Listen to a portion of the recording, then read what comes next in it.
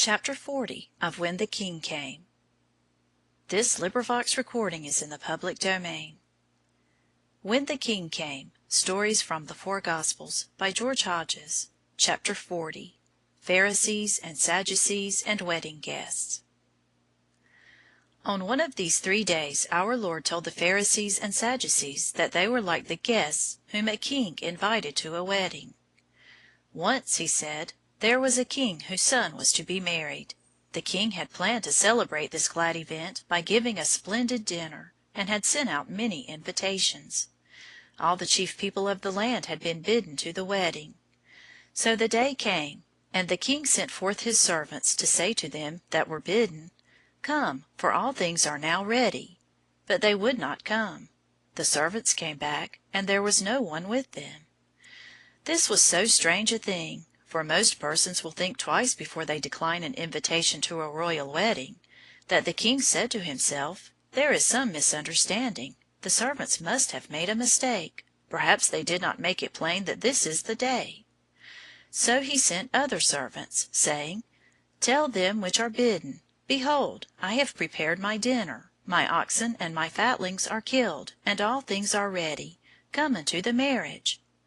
It must have been a great banquet. They had roasted several oxen and fatlings besides. But again the servants came back without the guests, bringing only their excuses. One of the invited guests said, "I have bought a piece of ground, and I must needs go and see it. I pray thee have me excused." And off he went down the right-hand road into the country to his farm. Another said, "I have bought 5 yoke of oxen, and I go to prove them. I pray thee have me excused." And off he went down the left-hand road into the country to his farm. Another said, "I am very busy to-day, buying and selling. I cannot leave the store." Another said, "I have married a wife, and therefore I cannot come." None of these excuses were good ones. The new acres and the new oxen would keep until the morrow. The day of the marriage of the prince was a holiday, and no time for shopkeeping.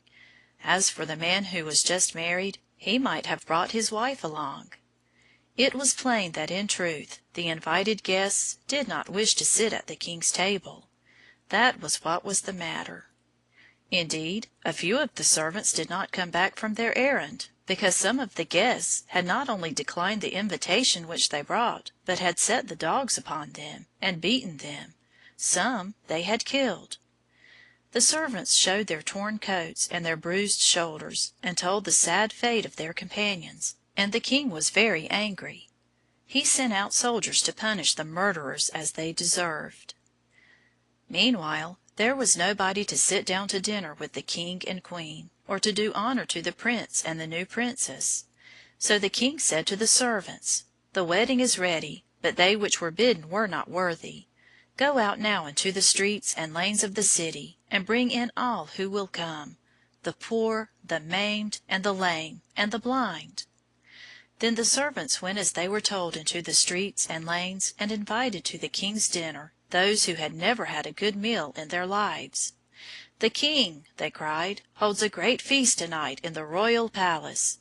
Even now the table is spread, with an ox at each end and any number of fatlings in between. And you are invited, and you, and you," pointing now to one and now to another. "Come, you all, into the king's banquet hall, and sit at the feast which the king gives in honor of his son." So there came all manner of people, poor folks in rags, and men on crutches, and blind men led by their little boys or dogs. But even then the tables were not filled, for so generous and universal was the invitation that a good many people did not believe that the king had sent it. "Who are we," they said one to another, "that the king should send for us? What cares he for the likes of us?" They thought it was all too good to be true. So yet there was room. And the king sent the servants out again, saying, "Go out into the highways and hedges, and into the country and along the roads, where strangers pass, and compel them to come in, that my house may be filled." And the wedding at last was furnished with guests. That is what our Lord said, and the Pharisees and Sadducees listened, knowing that he meant them. They were the court people, whom God the King had set in office and esteem in his kingdom. And God's servants, like John the Baptist, had gone bidding to them to sit at the royal table and to enter into the joy of their Lord.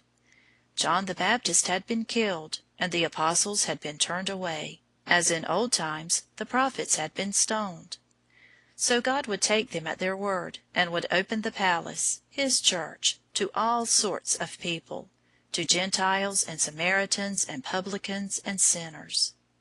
But there was another chapter in the story.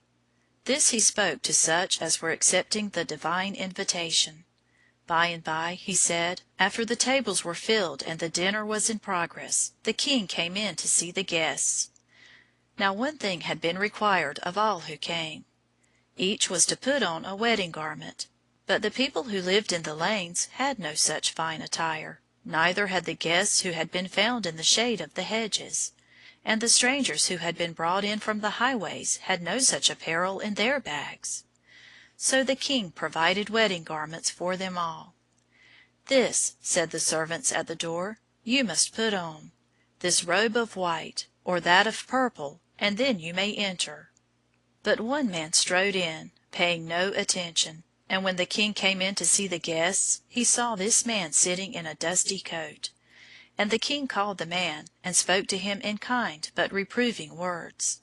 "Friend," he said, "how camest thou in hither, not having a wedding garment?" And the man was speechless. He had no excuse. He had thought that it did not matter. He had not taken the trouble to heed the king's one requirement. So the king told the servants to take him and turn him out, and out he went from the shining hall into the dark night. Our Lord meant that God invites us all into the joy of his presence, into his favor here and into heaven hereafter. No matter where we are, though we be poor and blind and lame, he asks us all. But he wishes us to put on the wedding garment of a good life. He wishes us to clothe ourselves with modesty and honesty and truth, with the mantle of charity and prayer. He who fails to do so, though he be but one among the multitude, God will discover him and send him into outer darkness. Again, on one of those days when he taught in the temple, he told about another wedding. One time, he said, there were 10 virgins who were waiting. There they sat, watching for a procession. The 10 were bridesmaids, and that evening the bridegroom was to come to meet his bride, and they were all to go together to the wedding. And since it was dark, the 10 had brought their lamps with them. The lamps were round bowls to hold oil, each with a wick to float in it, and each bowl had a sharp point at the bottom to stick into the end of a pole. Thus they were not unlike the torches which are used nowadays in torchlight parades. But the wedding people were late in coming, as is frequently the case, and the watching was long, and the hours went on to 10 and then to 11, in a country where all people were accustomed to go to bed early, and finally the bridesmaids fell asleep. The torches stood, 10 in a row, against the wall, and the bridesmaids slumbered and slept. And at midnight there was a cry made, "Behold, the bridegroom cometh, go ye out to meet him."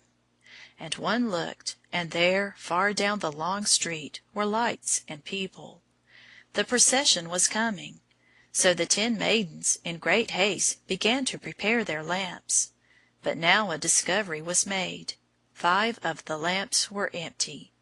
5 of the bridesmaids had brought their lamps, but had neglected to put any oil into them. Were they thinking of their beautiful dresses, so that they forgot? Or did they say, "Oh, well, we shall manage somehow. We shall get some oil somewhere"? They were like the men and women who never say their prayers, nor go to church, nor think much about pleasing God, saying to themselves, "It will come out all right somehow." But all the time the procession was advancing, and they had no oil. At least, they had only enough to make a little sputtering flicker in the wick. And the foolish maidens said unto the wise, "Give us of your oil, for our lamps are gone out." They thought that there would be enough oil to go around. There are some who think that if they do but belong to the church, or are members of a religious family, it will not matter much about their own lives when the time comes. They will go into heaven with the others. But the foolish 5 were much mistaken. The wise 5 had just enough for themselves, and not a drop to spare. So the wise said, "You must go and buy some oil. Our lamps will go out too, if we take any of our oil out, and there will be no lights to greet the bridegroom." Then the foolish bridesmaids hurried away in great distress to find some oil.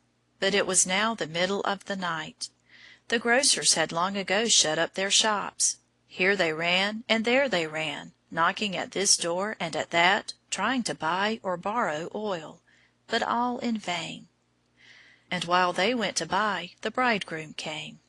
The wedding procession, with music and laughter and lights and singing, passed, and the wise virgins took their places in it, with their lamps shining like great stars. So they went to the house of the wedding, and when they were all in, do you know what they did? They shut the door. They that were ready went in with the bridegroom to the marriage, and the door was shut. And by there was a sound outside as of hurrying feet, and of hard breathing after long running, and there were the foolish virgins. They had no oil in their lamps, but they stood in the dark and knocked. They knocked and knocked, but the music drowned the sound. Then they called, "Lord, Lord!" They cried, "Open to us!" But the bridegroom answered and said, "Verily I say unto you, I know you not. Here are my friends, beside me in the house. Who are you who come so late?" "Watch therefore," said the Master, "for you know neither the day nor the hour wherein the Son of Man cometh. And when he comes, a lamp is of no use unless it has oil in it." And the Master looked at the Pharisees and Sadducees, for the lamp of a good profession will light no one into the approval of God without the oil of a good life.